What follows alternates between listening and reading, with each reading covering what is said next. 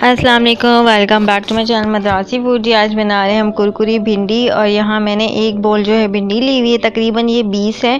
ان کو واش کر کے میں نے سائڈ پہ رکھ لیا ہے، اور یہ مسالے ہیں، ان میں کیا کیا مسالے میں نے شامل کیے ہیں، یہ سب میں نے مسالے جو لیے ہیں وہ ہاف ٹی اسپون ہیں، اور half T spoon red chilli, half T spoon salt, half T spoon ہلدی، half T spoon coriander powder, half T spoon چاٹ مسالہ، بس یہ ساری چیزیں ہیں۔ اور تھوڑا سا میں نے بیسن لیا ہے، بیسن جو ہے وہ میں نے 1 بگ سرونگ اسپون لیا ہے۔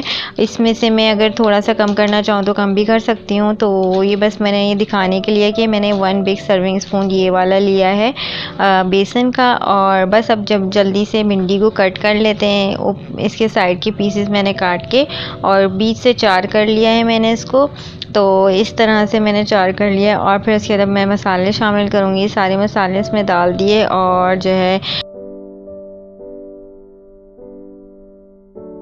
ساری، اور پھر اس کو اچھے سے مکس کریں گے۔ مکس کرنے کے بعد جو ہے آئل بھی میں اپنے سائڈ پہ گرم کر لوں گی۔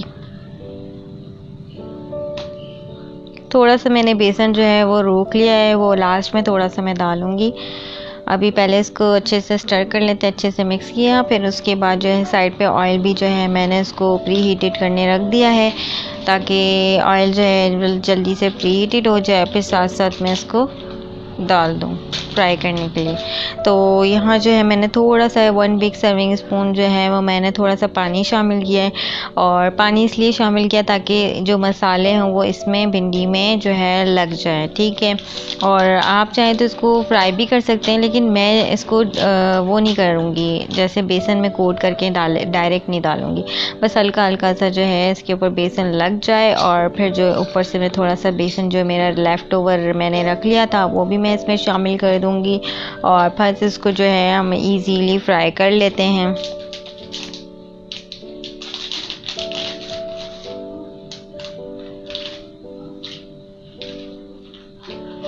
بہت ہی جلدی اور کم ٹائم میں جلدی سے بننے والی ڈش ہے یہ، اور اسنیکس ٹائم پہ آپ بنائیں۔